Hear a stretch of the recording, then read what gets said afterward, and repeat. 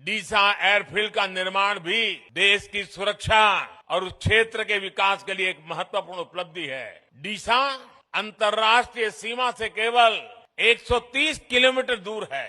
अगर हमारे फोर्सेस, विशेषकर हमारी वायुसेना डीसा में होगी तो हम पश्चिमी सीमा पर किसी भी दुस्साहस का और बेहतर ढंग से जवाब दे पाएंगे। एक अहम पहल के रूप में गुजरात के बनासकांठा में माननीय प्रधानमंत्री जी द्वारा नए और आधुनिक डीसा एयर बेस का शिलान्यास संपन्न हुआ है।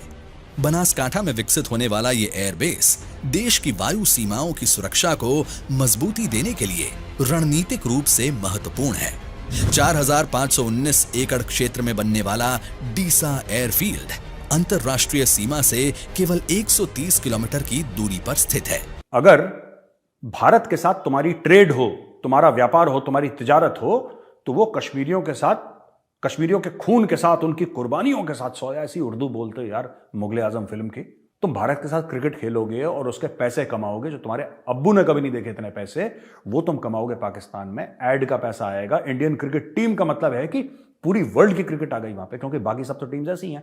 पैसा तो बीसीसीआई देती है, असली पैसा बीसीसीआई कमा रही है। तो अब एक बात बताओ, अब कश्मीरियों के खून के साथ सौदा नहीं है? मुझे तो उस दिन का ये डर है कि इंडिया आपको ये कहेगी कि हम खेलते ही नहीं जी, लेट अलोन। अभी आपने ये देखना बाकी है कि इंडिया में एक लीडर उठेगा जो के उठ के ये ऐलान करेगा कि हम पाकिस्तान के साथ दुनिया के किसी कोने में नहीं खेलते, और ये वो ऐलान होगा जो पाकिस्तान को बुनियादी तौर पे हैंडीकैप करके रख देगा। ये मैं आपको बता दूं। स्वात में जो इस वक्त सूरत हाल है उस पर एक ब्रीफिंग दी गई है। अच्छा। और उसमें प्राइम मिनिस्टर को बताया गया है कि हमारे एवरेज आपके 35 लोग हर माह में शहीद हो रहे हैं। पाकिस्तान की न्यूक्लियर असासों का क्या होगा? अभी बाइडेन ने भी ये बात कही है।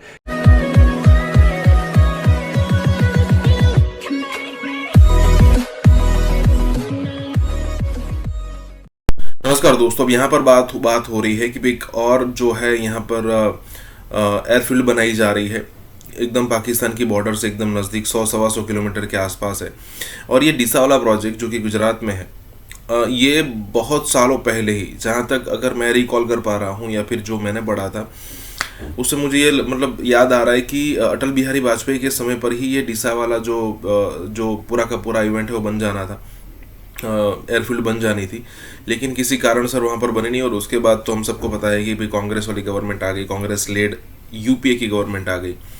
लेकिन अब जो ऐसा लग रहा है कि बहुत ही स्पीड से ये सारे काम यहाँ पर फिनिश किए जा रहे हैं। और देखने लायक बात यहाँ पर यह है कि कोई भी मतलब उस टाइप का कोई गठबंधन है नहीं, या फिर आप कह सकते हो कि बीजेपी की कंप्लीट मेजोरिटी है। इसलिए अगर कोई भी यहाँ पर विरोध भी करता है तो भी वो विरोध सिर्फ विरोध तक ही रह जाता है, इसका कोई इम्प्लीमेंटेशन में कोई प्रॉब्लम नहीं होती है। तो कहने का मतलब ये है कि चारों तरफ से अगर आप देखो तो डेवलपमेंट हो रहा है, चाहे वो डिफेंस के क्षेत्र में हो, चाहे इंफ्रास्ट्रक्चर डेवलपमेंट में हो। इंफ्रास्ट्रक्चर में आप सबको पता है कि रोड्स और सब कुछ यहाँ पर, सड़कें। उसके अलावा अगर सामान्य नागरिक जो भी है हमारे, उनको सुविधाएं पहुंचाने की बात हो, तो प्रशांत किशोर कहते हैं ना कि प्रधानमंत्री मोदी के 4 पिलर्स है जिस पर वो अपनी सरकार बनाते हैं। उसमें एक है कि भाई जो लाभार्थी लोग हैं। तो कहने का मतलब है कि हर जगह पर सब कुछ हो रहा है। इसी के साथ ये वीडियो शुरू करता है। जो भी पाकिस्तानी वीडियो देख रहा है यार, मैं तुमसे एक बात पूछना चाहता हूं। जब लोगों ने बोला पाकिस्तान के अंदर ही कि भारत के साथ ट्रेड करो, भारत के साथ तिजारत करो, भारत के साथ व्यापार करो, तब तुम लोगों ने क्या बोला कि नहीं, ये कश्मीरियों के खून के साथ सौदा होगा। ये लंबे लंबे झूठे डायलॉग, मक्कारों वाले डायलॉग मारे थे कि नहीं मारे थे कि ये कश्मीरियों के खून के साथ सौदा नहीं है। ये सौदा नहीं है कश्मीरियों के खून के साथ। अगर भारत के साथ तुम्हारी ट्रेड हो, तुम्हारा व्यापार हो, तुम्हारी तिजारत हो, तो वो कश्मीरियों के साथ, कश्मीरियों के खून के साथ, उनकी कुर्बानियों के साथ सोया। ऐसी उर्दू बोलते हो यार मुगले आजम फिल्म की। ये लगता है पाकीज़ा ऊपर से नीचे आ गई।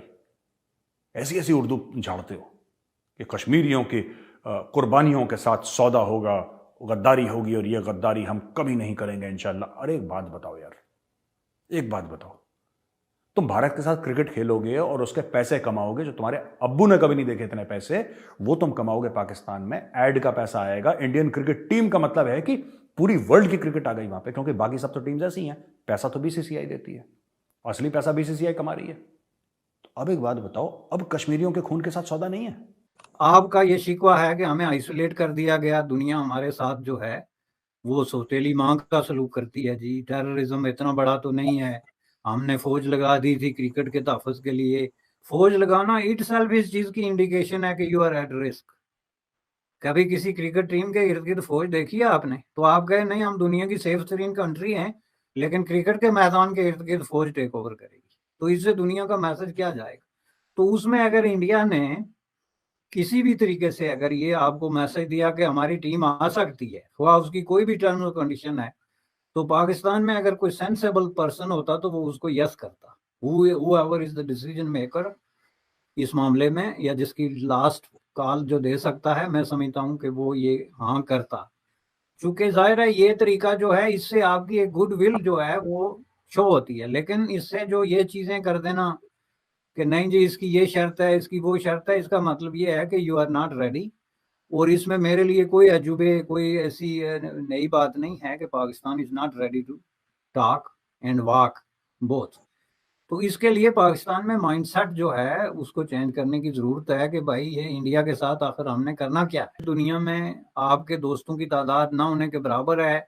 आपके फाइनेंशियल क्राइसिस जो हैं वो शो करते हैं कि आप एक बहुत ही कम अरसे में किसी भी बड़े हादसे, किसी भी बड़े डिजास्टर, किसी भी शक्ल में आप अनसस्टेनेबल किस्म की एक कंट्री जो है या इलाका उसमें तब्दील हो सकते हैं। तो उस वक्त आपको ये चीज़ें जो हैं, जहाँ जहाँ आपने सींग अड़ाए हों, जहाँ जहाँ आपने कॉन्फ्लिक्ट क्रिएट किए होते हैं, उनको समेट के तो ज़्यादा से ज़्यादा गुड विल हंटिंग करनी पड़ती है, जिसके लिए मैं समझता हूँ कि ये एक खिड़की थी। लेकिन जाहिर है जब आप ये कहें कि जी हम दुश्मन से खेलने जा रहे हैं, और दुश्मन से हम तभी खेलेंगे कि जब हमारी टर्म्स और कंडीशंस पे खेला जाएगा, इस जगह पे होगा, वो झंडा नहीं उठाया जाएगा, वो टीम इधर नहीं होगी, वो नहीं होगी, तो जाहिर है जवाब में मैं समझता हूँ कि इंडिया ने यही कहना था कि हम जो है वो किसी न्यूट्रल वेन्यू को तलाश करें तो बेहतर है। क्योंकि जिस तरह की सिचुएशन है इसमें जो है वो टीमें आपको कोई पॉजिटिव वैसे भी जो है वो मैसेज नहीं दे सकती, क्योंकि आपने नफरत की एक इतनी अगला दर्जा क्रिएट किया हुआ है। तो उसमें अगर एटलीस्ट आप इंडिया से खेलते हैं, मुझे तो उस दिन का ये डर है कि इंडिया आपको ये कहेगी कि हम खेलते ही नहीं जी, लेट अलोन जो है वो किसी भी। मैं समझता हूँ कि अगर मोदी साहब या इस वक्त जो लोग इंडिया में जिनका इस तरह के बारे में आप कहते हैं जी उन्होंने ये सख्त स्टेप उठा दिया, वो सख्त स्टेप उठा दिया, अभी आपने ये देखना बाकी है कि इंडिया में एक लीडर उठेगा जो के उठ के ये ऐलान करेगा कि हम पाकिस्तान के साथ दुनिया के किसी कोने में नहीं खेलते। और ये वो ऐलान होगा जो पाकिस्तान को बुनियादी तौर पे हैंडीकैप करके रख देगा, ये मैं आपको बता दूं। क्योंकि पाकिस्तान की जो इंटरनेशनल जो प्रेजेंस है और जो गुडविल है इस वक्त, वो बहुत ज्यादा जो है ऑलरेडी बहुत ज्यादा शेकी ग्राउंड्स पे है। तो उसमें अगर इंडिया जैसा एक मजबूत मुल्क जिसका एक इस वक्त जो है इंटरनेशनल एरिना में एक क्रेडिबल किस्म की जो है वो स्पेस मौजूद है, वो अगर इस तरह की लॉबिंग करे तो ये कोई मुश्किल काम नहीं है। तो इसलिए जनाब आपको ये अपॉर्चुनिटी जो है मैं समझता हूँ कि इससे फायदा उठाना जाना चाहिए था। लेकिन ये तभी होगा कि पाकिस्तान पहले ये तय करे कि हम इंडिया के साथ ताल्लुकात को नॉर्मल करते हैं, ताकि वो कहें कि हम एक अपने पड़ोसी के साथ क्रिकेट खेलने के लिए जा रहे हैं।